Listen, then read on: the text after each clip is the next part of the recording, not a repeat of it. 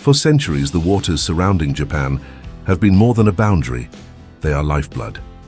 On this island, nation of mountains and scarce farmland, the ocean became field, forest, and pantry. Among its most mysterious and powerful inhabitants is the whale, a creature so immense it seems to carry the weight of legends.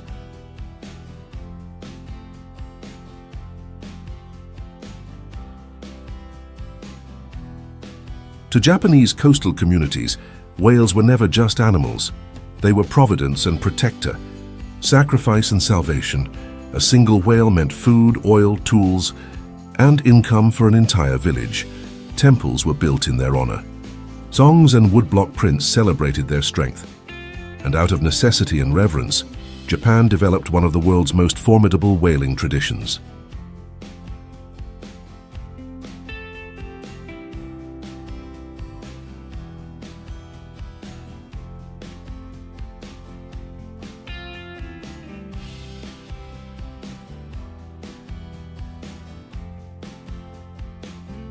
Today, that tradition survives as a multi-million-dollar industry wrapped in controversy.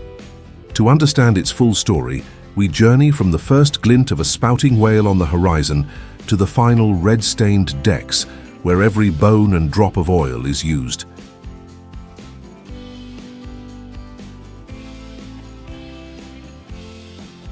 This is inside Japan's giant whale hunting industry, from ocean chase to brutal butchering.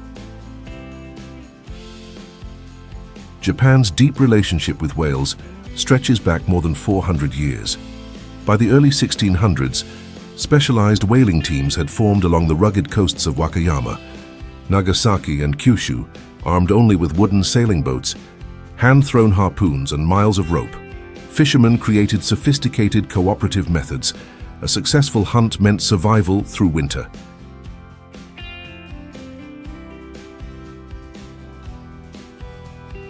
The whale was revered as Kujira-sama, a sacred gift from the sea. Villages erected Kujira Jinja, whale shrines to honor these fish of heaven. Festivals and prayers sought the animal's spirit to bless future voyages and calm storms.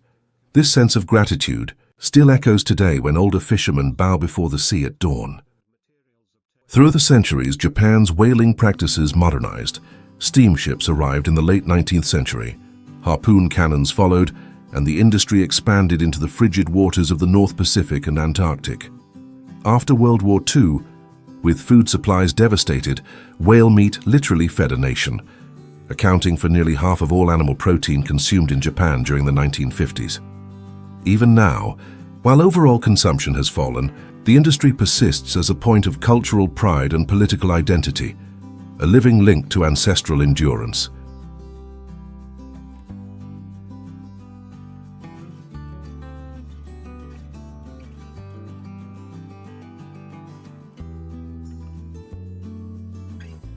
Before the butchering comes the chase, a spectacle of strategy and speed played out on open water.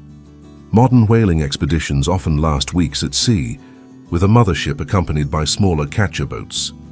Crews rise before first light, scanning for the unmistakable plume of vapor that betrays a surfacing whale. Radars and hydrophones hum in the background, but human eyes, trained over generations, remain irreplaceable.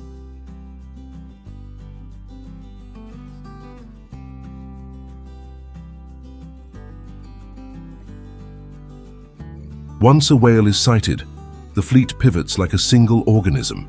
Catcher boats accelerate, slicing across waves at more than 20 knots. The goal is to close the gap before the whale's next deep dive, anticipating its unpredictable path beneath the surface. The ocean boils white behind racing propellers.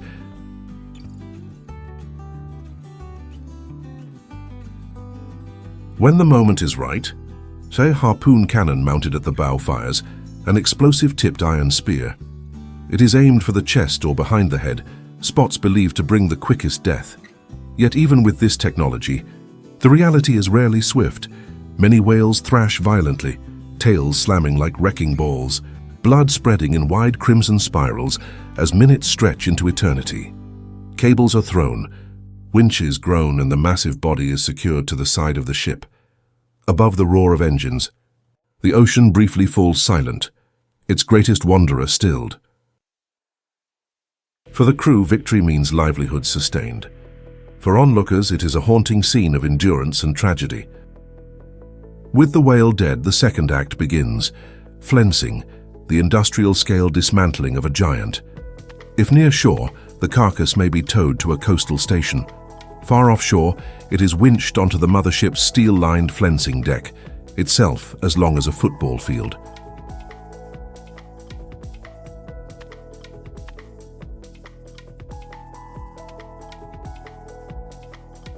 The first job is to remove the blubber, a blanket of fat more than half a meter thick. Teams of carvers, boots slick with blood, drive half-meter knives in long. Decisive strokes from head to tail, slabs weighing hundreds of kilograms are hooked, rolled and hoisted by cranes into boilers or cold storage.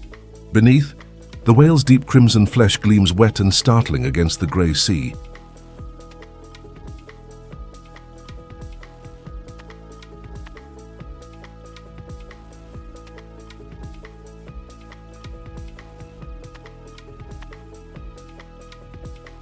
Next comes the meat. Unlike fish, whale muscle is dense and fibrous, closer to beef than tuna. Butchers trace natural muscle seams to free immense cuts without tearing. Prime sections near the fins and belly are destined for sashimi and luxury steaks. Tougher cuts will be stewed, dried or minced into sausage. The body is then opened to reveal organs on a scale few humans ever witness, a heart the size of a small car, a liver rich in vitamin A once vital to post-war nutrition, stomachs and intestines washed and salted for traditional dishes.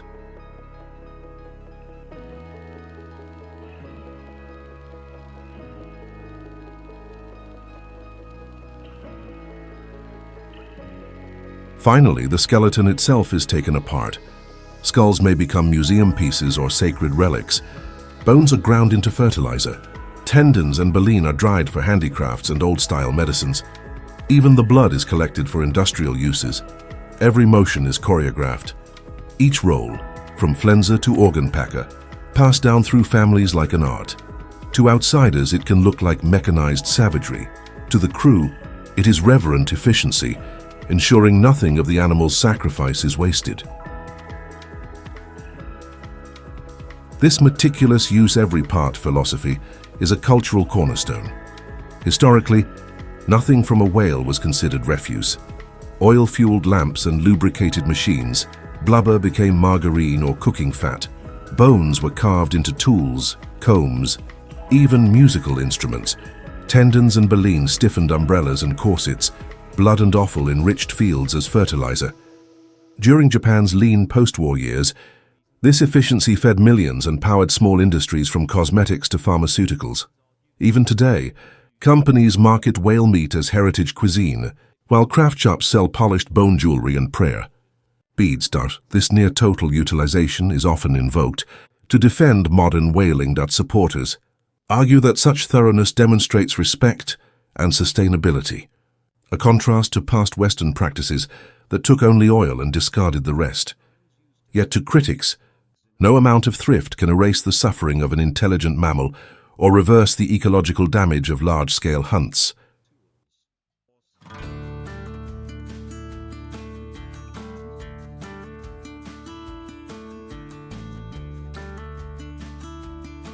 Whaling in Japan has never been purely economic. It is also spiritual. In many coastal towns, annual Kujira Kuyo memorials honor whales' souls. Priests chant sutras, villagers bow, and incense drifts toward the sea. Elders recount legends of whales guiding lost sailors or sacrificing themselves to feed hungry villages. These rites express gratitude and grief, acknowledging the life taken. But the same deck that hosts prayers is stained with blood. To modernize, the juxtaposition is startling, blades flashing in scarlet flesh, followed by solemn chanting. It is reverence and violence entwined.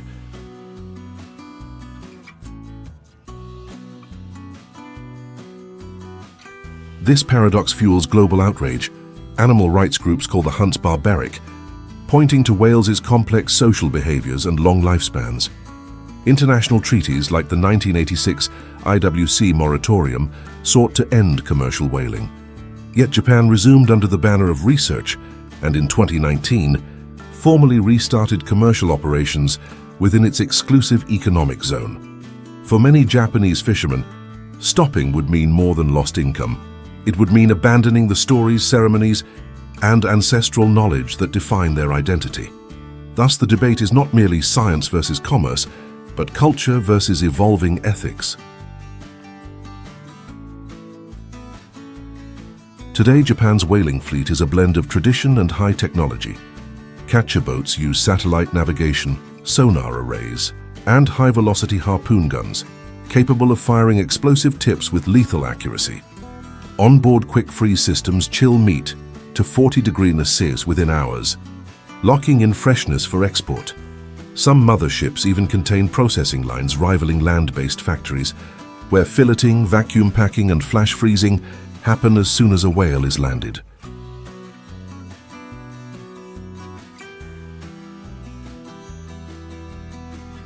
The annual quota, about 300 minke and sei whales in recent years, generates tens of millions of dollars. Much of the meat is sold to specialty restaurants or school lunch programs, sustaining coastal economies in regions like Hokkaido and Shimonoseki. Yet the market is shrinking. Where whale meat once accounted for half of Japan's animal protein, today the average Japanese person eats less than 30 grams a year. Government subsidies and cultural campaigns keep the industry afloat, but refrigerated stockpiles quietly grow. International reaction remains. Fierce conservationists warn that continued hunting of slow-breeding species undermines global efforts to protect marine biodiversity. Diplomatic disputes flare whenever Japan's fleet ventures near Antarctic waters once reserved for research. Supporters counter that regulated, small-scale whaling is no more destructive than other commercial fisheries, and that cultural self-determination should be respected. Caught between heritage and habitat, the future of Japanese whaling stands at a crossroads.